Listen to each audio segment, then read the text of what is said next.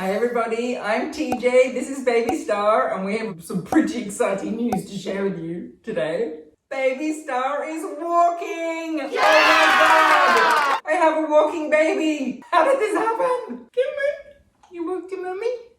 Oh, she's just about to turn 1 next week. She started walking a couple of weeks ago. She was, I think, 11 months and 1 week. It's been the most exciting couple of weeks watching her start to walk. I cannot tell you how exciting it is as a new mum. And she's walking around all the time. It's just so cute. I can't believe it. I can't believe my baby's nearly 1. I can't believe she's walking. Honestly, I'm in awe. Like, it's the greatest achievement any of us will ever make in our lifetime, learning to walk. It's a quantum shift. She's probably never going to have a breakthrough as big as this in the rest of her life. Like, that's how big it is. And it's been so cute watching it happen incrementally. I'm not one of these mums who cares if their baby's ahead or behind of the curve or the timeline. I just really wanted her to learn at her own pace, and she really has.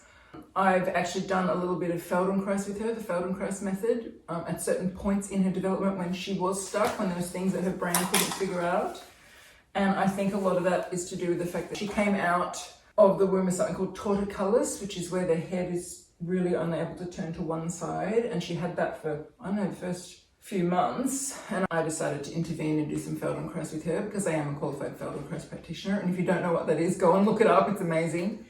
And I did a few days of work with her hands-on. Just every now and then would follow up every few weeks with just a few days, working on her maybe 10 minutes, 20 minutes when she was asleep once a day. And it made a huge difference. Her movements became much more neutral. I don't work anymore as a Feldenkrais practitioner, but I did used to for a period of time. I always worked with adults. So it's been really amazing working with a baby. So different. You have to just be so subtle, especially if you're working with the baby in their sleep. You just have to do the tiniest little movements on their body because you don't want to wake them up. You're just giving them a hint of a little bit of information for their brain to take in. And then when they wake up, they run with it. They're so neuroplastic, babies. They learn so fast. Hey, that's what you do, a bit of walking. Oh, I don't think you can see her feet in this video. Or maybe you can now. A few months later, she was starting to drag herself on the ground, like using her arms, like almost like a butterfly swimmer. She was just dragging herself using the strength of her arms rather than actually coming into a contralateral crawling movement. And I watched her do it for 2 months, just like let it be, let it be, let it be. And then after a couple of months, I went, okay, I need to intervene again. So I started doing a couple of weeks of Feldenkrais with her every day during her naps, like 10 minutes here, 20 minutes there. And then I actually drove to see a really top Feldenkrais practitioner in our area who specializes in working with babies. She had 2 sessions with her only. After the second session, Baby Star was crawling. So it was really, really exciting. So I think she started dragging herself at 6 months and then she was crawling at 8 months. So after that, it was just a natural progression to walking. I haven't had to do any Feldenkrais with her since because her patterns are now very neutral, very free, very effortless, very efficient. She had a very efficient crawl. It was really amazing to watch, beautiful. And she started doing all the movements that babies do as they start to come up onto one foot and then squat, and they pull themselves up and they hold on to things and then they cruise around, cruising around the furniture. She's been cruising around the furniture for months. And I'm not one of those parents who tried to make her develop before her time. So when I was doing Feldenkrais with her, I was just filling in pieces that were missing in her brain's understanding of movement. So I wasn't pushing her. I wasn't going, come on, walk to me, darling, and all that kind of holding them up by the arms and making them walk and putting them in walkers and all that stuff that pushes babies before they're ready developmentally. I didn't do any of that. I just filled in some gaps in her brain's understanding, neurologically and biomechanically, which is what you do when you're a Feldenkrais practitioner. It's a very different approach.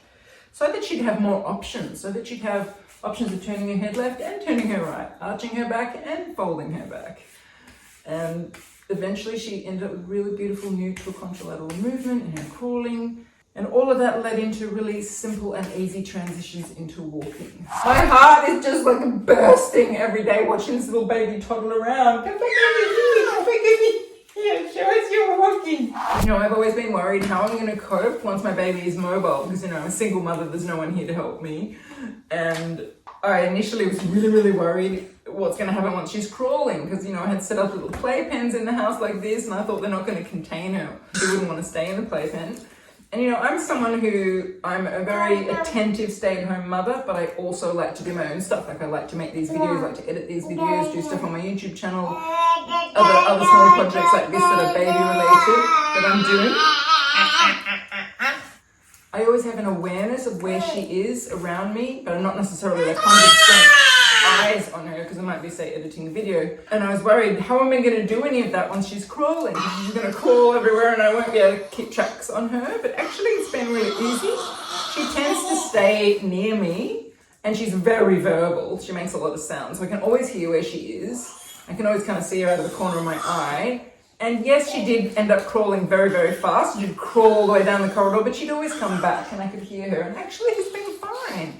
So then I was worried, what's going to happen when she's walking? How am I going to keep tabs on her? Now, obviously, at the moment, she's walking very slowly because she's just started walking 2 weeks ago. She's still toddling. But I don't think that's going to be for long. You know, she learns fast, this baby, and she likes to explore. I think the main strategy I'm using is I have set this house up as safely as I possibly can.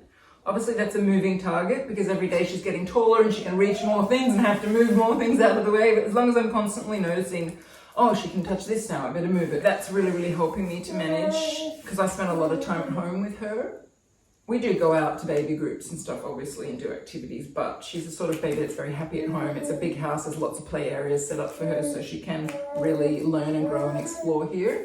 So the only reason I take her out is for socializing, so she can meet other babies and be around other people, so she's not just around me. But I think for me, the key has been baby-proofing the house and setting up safe play areas. So I've had this huge playpen in my lounge room, which you can see, you're only seeing a part of it, it's massive. Basically the size of a room, worth every cent. And I've also got a playpen outside for when we go outside. But then also I've just baby-proofed huge areas of the house. She's coming for the remote control, she's coming!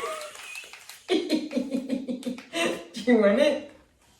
The other thing I've done, which is worked out brilliantly, is I have set up some safe spaces in the kitchen. They're called yes spaces. I can't remember which parenting theory calls them yes spaces, but they're called yes spaces. I reorganized my entire kitchen so that all the bottom drawers only have safe things like Tupperware, plastic, silicone baking trays, things like that. And so she can just open those drawers herself, pull things out, play with them, throw them all around the kitchen, and then I just put them all back later. And so she feels like she's just in the space with me while I'm cooking or I'm doing stuff. And I've set up a kind of standing wooden toy right next to my desk. So when I'm editing videos or doing something on Facebook or whatever, she basically stands at her desk next to me and works on playing, because playing is her work. So actually it's been fine being here all day with the baby. She's totally happy to play and entertain herself as long as she's in a safe space and I'm nearby. So that's worked out really well. So we'll see what happens now. She's walking. Obviously it's a whole different thing. I'm going to have to develop all new strategies. I'll let you know them once I've come up with them. Ooh, peekaboo! Peekaboo! So basically, in this very short video, I just want to share the amazing news that baby Star is walking. I really can't believe it. I'm in a whole new world. I basically don't have a baby anymore. I basically have a toddler. She's toddling. Oh my God. Do you want to say goodbye, little toddler? Say goodbye. Bye, bye, bye, bye. See ya. Ooh.